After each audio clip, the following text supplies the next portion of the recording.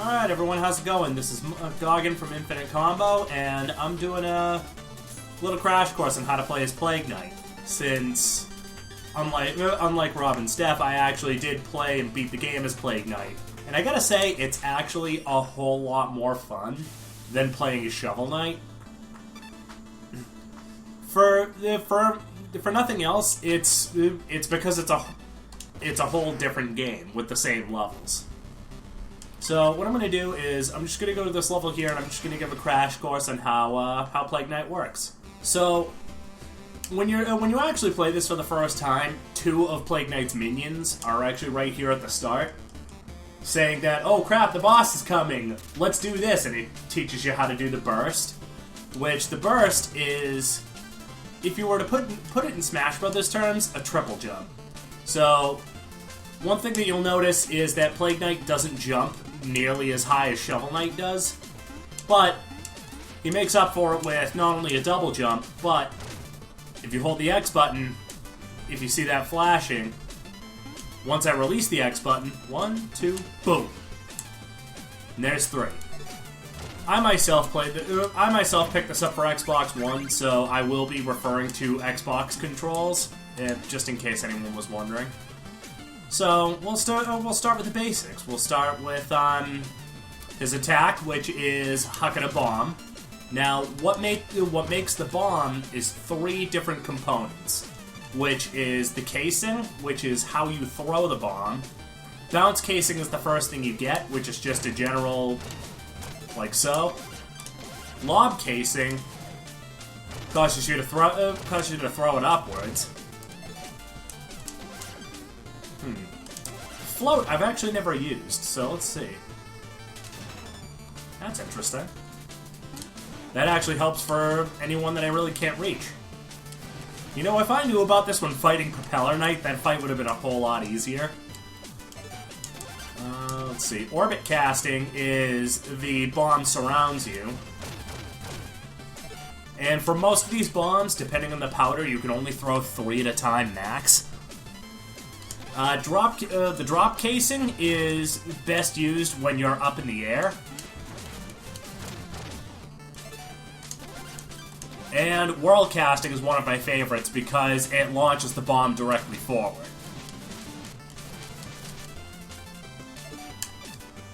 So the powder is the second component to Plague Knight's bombs, which is what's going to happen when the bomb explodes. So I'll just use the component powder first. This is one of the first things I got, and I actually carried through most of the game just using this. So in that little cloud, anything that touches it is going to get hit. But if you throw all 3 of your bombs at once, it leaves off an awesome explosion, and it actually does do a good amount of damage to anything that gets hit by it. Let's see, tracer powder. Just a simple fire that surrounds the ground and the walls. Cascade I actually didn't use, which this is actually an awesome bomb, and I instantly fallen in love with it, but I don't like the fact that you can only throw 1 at a time. Let's see. The cluster I actually didn't like all that much. I mean, that's really useful in certain cases, but it did a lot more harm than good for me. And then... oh, I'm in the wrong thing. And then sparkler powder, which those shocks will do damage, but the bombs themselves won't until they explode. So I'll just go back to black powder. And then lastly is the fuse, which is when the bomb is going to explode. So the standard fuse... so that was the standard. Impact is what I've really been playing around with. Another one is a sentry fuse, which that will lock on to a nearby target and attack them. Long fuse is kind of self-explanatory. And the same with quick fuse.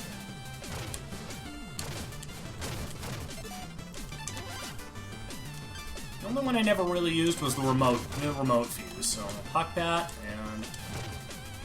Ah, that's cute. So we'll go to impact, and explain some of the other things. So, the burst is what happens when you hold the X button and release it.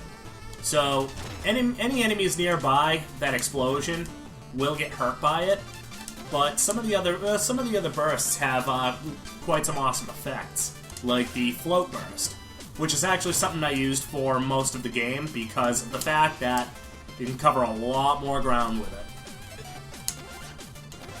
Again,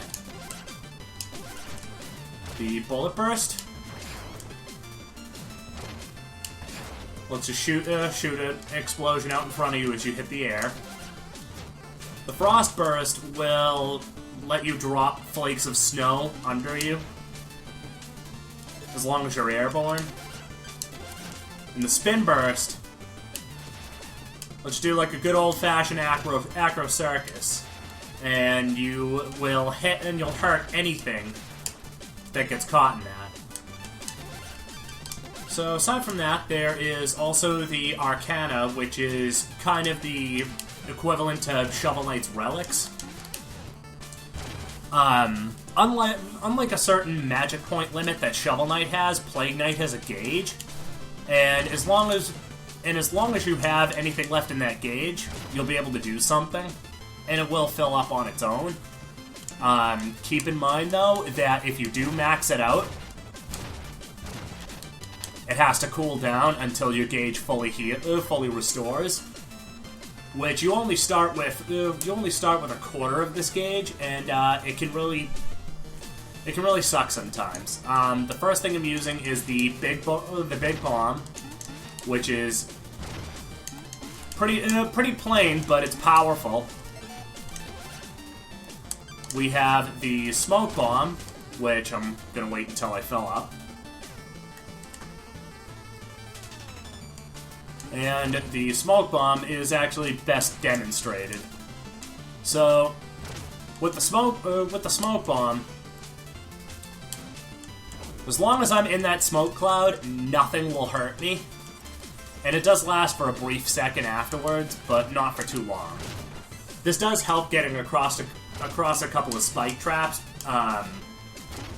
which you can't get over as easily as Shovel Knight could. The bait bomb replaces Shovel Knight's fishing rod, and has the same effect. You just huck it down wherever you see a sparkling pit. This will also help in some other levels further on, where you won't be able to access a switch or what have you, but you still have to hit it. The bait bomb will do that for you. The Vat is a platform maker.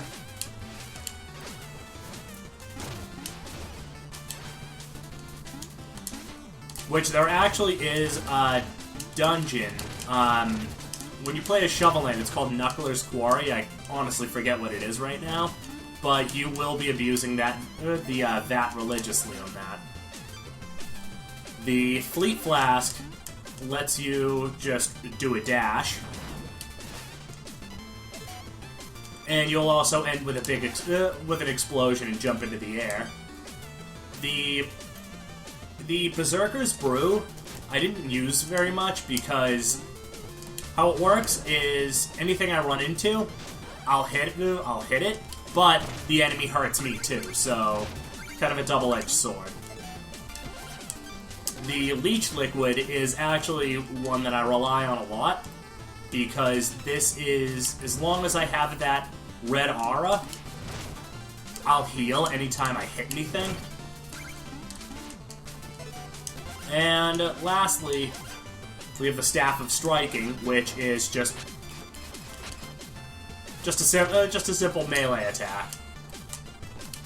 So without further ado, I'll do a run through on the first stage, and there may possibly be a series where I actually play through this as Plague Knight from start to finish.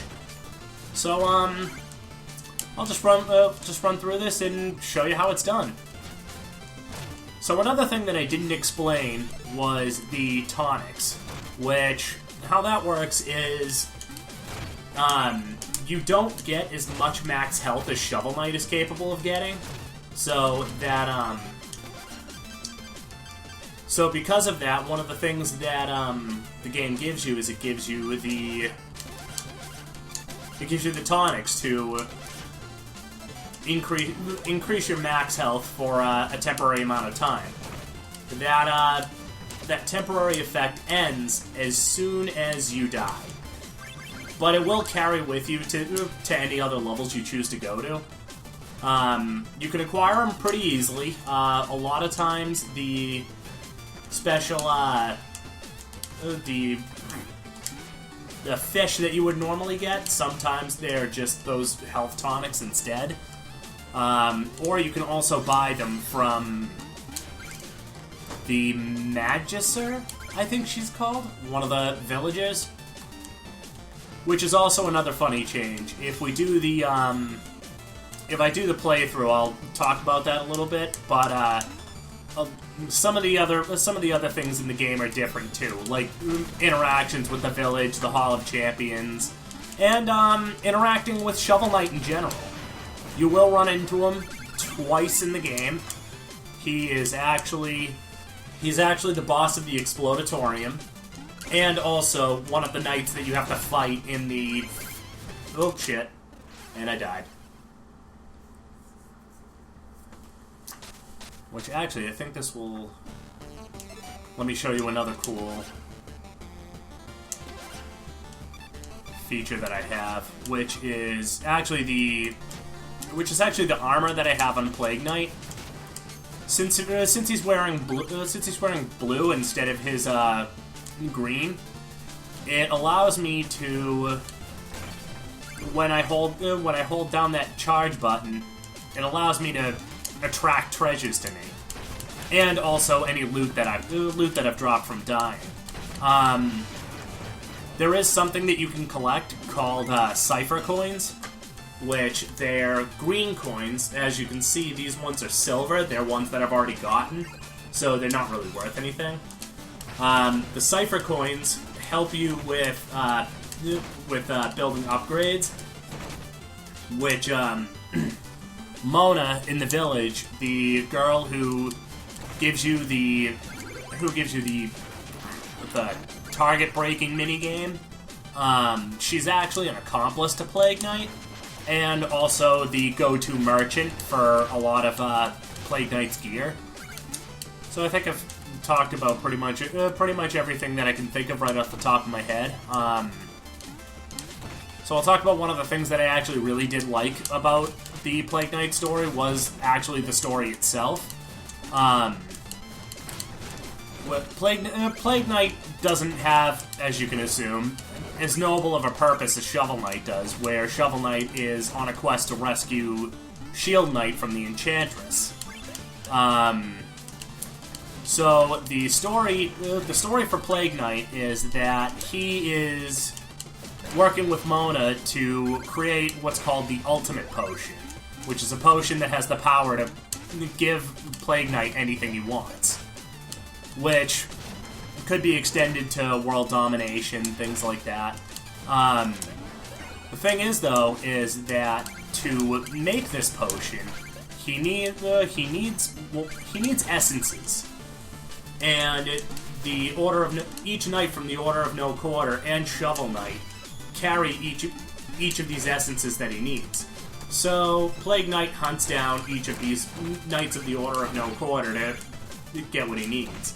But like with the Shovel Knight story, the story does acquire more depth as you go along, and I don't want to spoil it for you, but I do strongly recommend it, especially if you like playing Shovel Knight. So yeah, I think that really covers it in the end. So just sit back and enjoy some gameplay, I guess.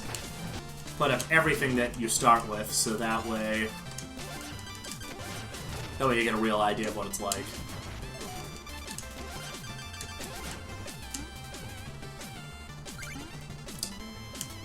Although one last thing to say is that there is one funny thing that you can do.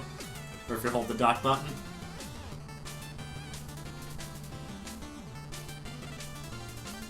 He just dances.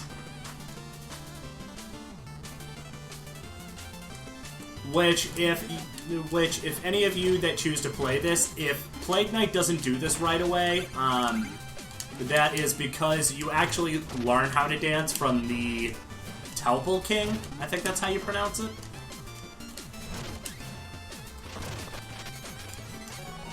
And there is a reason behind why Plague Knight, of all things, wanted to learn how to dance.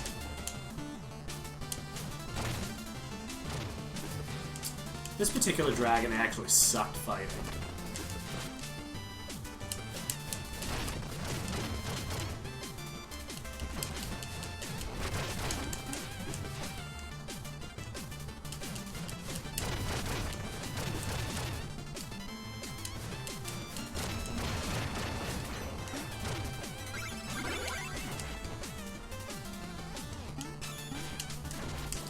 Nope.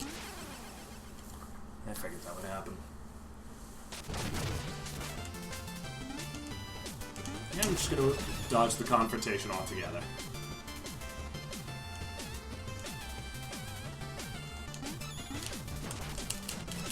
No, that was close and kind of scary.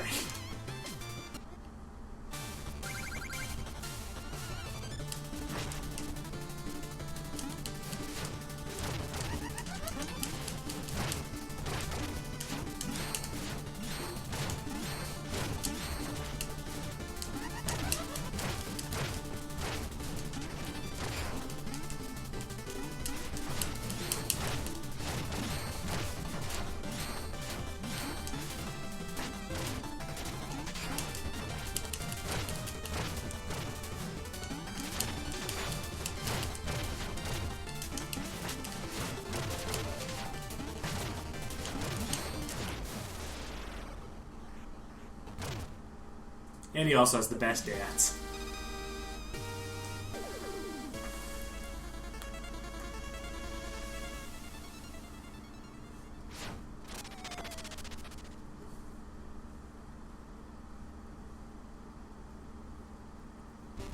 So that is, that's the quick run-through on, Plague Knight. If you want to stick around and watch some, videos down the road, I will be hopefully I'll be doing, a series on going through this entire game. Consider it a walkthrough of sorts. Except the only thing I haven't done yet was Shivering Spring. And, yeah. Hope you enjoyed. Thanks for watching.